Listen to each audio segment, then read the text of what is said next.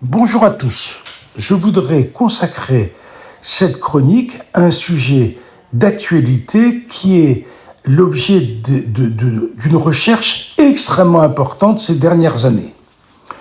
C'est la flore digestive ou le microbiome digestif. On sait maintenant depuis plusieurs années que certains profils de microbiome sont associés à des maladies, qu'il s'agisse de maladies allergiques comme l'asthme, de maladies inflammatoires du tube digestif comme la maladie de Crohn, du diabète, de l'obésité, voire de l'autisme. La liste est longue. On ne sait pas encore si ces modifications sont la conséquence de la maladie ou en sont en partie responsables. On commence à approcher la diversité du microbiome digestif et des différents facteurs l'influençant. Bien sûr, ces sujets sont complexes, mais on retiendra que chaque individu a un microbiome unique sur le plan qualitatif et quantitatif. Il est composé de milliers d'espèces bactériennes différentes, propres à un seul individu. Même des jumeaux homozygotes n'ont pas le même microbiome.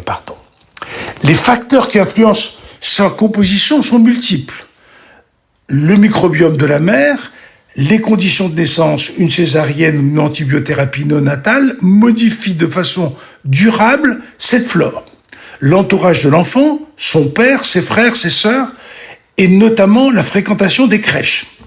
Ses contacts proches plus tard dans la vie, la présence d'animaux, les conditions de vie et d'environnement, l'alimentation, mais je voudrais insister sur deux facteurs qui jouent aussi un rôle important. Les antibiotiques, plus on les utilise jeunes, plus ils impactent cette flore de façon significative, ainsi que les médicaments antiacides pour l'estomac. Ce que l'on ne sait pas encore en pratique, c'est comment restaurer une flore normale quand elle a été modifiée. Aucun traitement n'a fait la preuve de son efficacité sur la longueur, y compris les probiotiques et les prébiotiques. Donc, c'est des phénomènes complexes qu'il faut approcher et qu'il faut surtout apprendre à ne pas modifier inutilement. Merci de votre attention.